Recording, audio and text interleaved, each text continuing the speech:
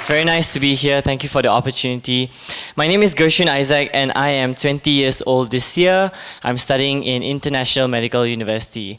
And before I begin, I would just like to say I really believe that youth are one of the most important age group in any country, be it Singapore, Indonesia, Thailand, especially now since we're in Malaysia. I really feel that youth are one of the most important age group. Okay, show of hands. How many of you are within 18 to 25? Okay, not bad. Thank you guys. Okay, about 30 of you. But don't worry, because actually, like about prior to the National Youth Policy, youth were categorized between 18 to 40. Okay, yeah, 18 to 40. So you, Saeed and Lemuel, you all still fall within the age group. And but then recently they came up, the National Youth Policy came up, and they said youth are defined clearly as youths between 18 to 25 years old. So I'll be focusing mainly on this age group. But don't worry, the rest you will find this relevant as well. Okay, so I finished my secondary education in SMK Sultan Ismail Johor Bahru. If you are from JB, you would know it's near Hutan Bandar. And when I was finishing my secondary school, I realized that a large number of my friends wanted to leave Malaysia for good, which means they want to migrate and settle down in the country. This was me at 15 years old, and honestly, I was baffled. I was like, what? Why do you guys want to go to another country and settle down there when we have Malaysia right here? And all of them were like, what? We were basically battling it out, and every time this topic would resurface in our conversations, they would yet again reaffirm and say, I'm going to migrate to another country and I'm going to stay there. Throughout 15, when I was 16, when I was 17, even up to today when I'm 20, they would say, I'm still going to migrate. So what I've realized is many of the youths today are sick and tired of the system in Malaysia. And if you don't believe me, this number right here, 309,000. Firstly, do you know where is Hawaii, everyone? Honolulu is the capital of Hawaii, and Honolulu's population is 320,000. And this number here, 309,000, are the number of youths, no, the number of intellectuals, I would say, 25 and above with a degree who left Malaysia in 2014.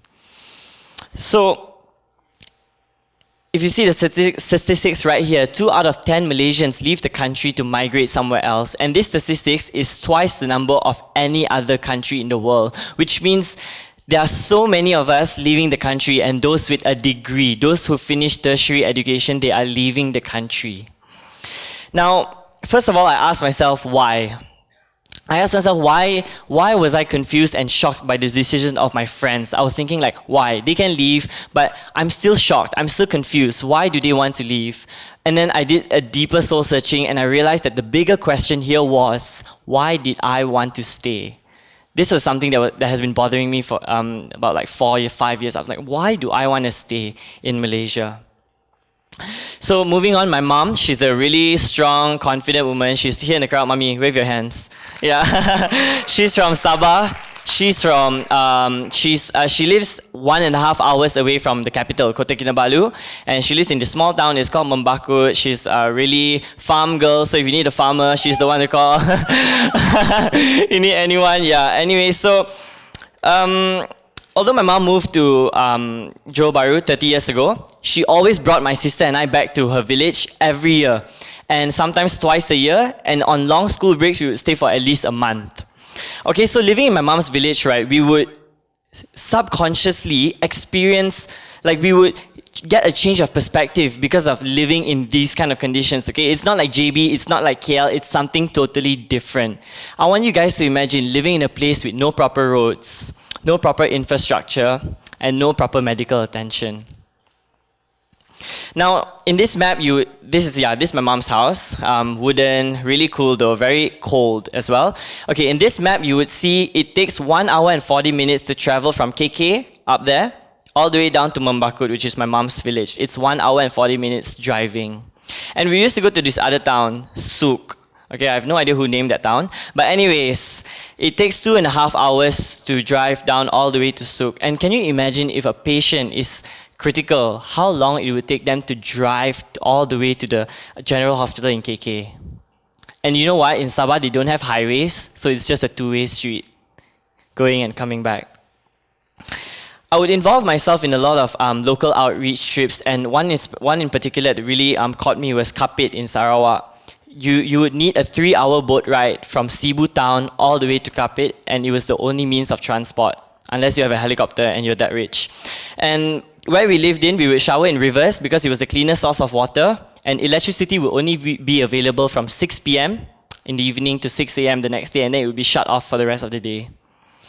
Now, community service in high school, I was really involved as well, and I got a hold of 3 of my friends who did community service with me, and I asked them, what was one thing you took back from going on community service? We would go to orphanage, old folks home, to just help them out, and one said, seeing the old being content and seeing the young being happy really made her feel satisfied. And the next guy, my friend, he said, something about giving back to your community really makes me feel so happy. And the last one I asked, which was the president of the St. John Club in my year, I said, what was the one thing that you took back? And she said, appreciation. The feeling of being acknowledged when someone helps you, or when you just show your heart towards someone. It's honestly inexpressible, everyone. So coming back to my question as to why I wanted to stay in Malaysia, this was it. Being in my mom's village for like every year, going to places like Kapit in Sarawak, doing so many outreach trips, and even in JB, to our orphanage and old folks home, it has really wedged a deeper connection for me towards my country, Malaysia. And apart from all the external factors like social, political, economical, I think I can do another TED talk about that, but not today. These factors are really driving our youth out. But what I can say is, why I wanted to stay is because of the internal factors that is really grounding me right here, right now. It's because of my community that I want to stay. Now, the number 309,000 is really, really alarming because we are losing precious ones. We are losing intellectuals who have the potential to make this country a better place. So yeah, just take that into consideration. We need to realize the connection between national integration, national development, and social stability. One thing they have in common, they depend on each other on its sustenance if it's for the youth. So because of the youth, all these 3 can work together hand in hand, and all these 3 can develop, like they can progress. So it means that without the youth, all these 3 cannot happen. Now, this means that the youth, right, you guys, I'm not gonna like touch on everything because it's too much, but the youth, you guys are really important. You guys really matter to this country because you are the future of this country. Now, according to the New Straits Times, they say that this quantum, and I quote, they say this quantum of population is a great asset to Malaysia if they are utilized and harnessed in the right direction. Which means it's no surprise that the youth are really important. I just want you to understand like how important the youth are to any country. Now, from what I've just said, right, like everything I've just said, why we want to stay in our country and everything, what we can start doing is this. If you can see the red dot, you can start by doing something you're good at. Personally, for me, I enrolled to a medical school because I'm really passionate about it. A lot of people say, oh, you just want to become a doctor because of the money. The first thing I want to do is give them a punch. Because like, that's not me. That's really not what I want to do. I involve myself in local trips and stuff is because I genuinely want to help people. And you can do that too, but you don't have to be in the medical line. There are so many other things. Design. People are becoming teachers nowadays to just help the community. They are becoming constructors. They are becoming architects to help the community. And if you see the yellow dot, which is what I just said, helping the community, you can make people's lives feel better.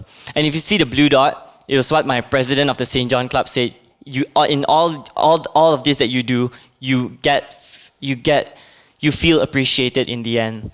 And all these leads to your calling.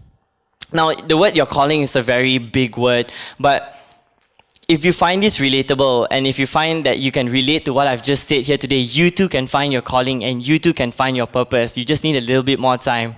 Because you know our community needs us. Our community needs the youth because we are the future. Now, everything that I've just said here today, it's not a solution because I personally don't have a solution to make everyone stay, and I don't have a solution to make the economy better, the political situations better, or the social situations. And I can't solve brain drain. I can't solve the youth leaving the country. But what I can do is say that this is a start. This is a start for a change of perspective among our youth. It is a start for the youth to finally see something good in Malaysia rather than always seeing the bad. So yeah, this is a start for a change of perspective amongst the youth. Thank you.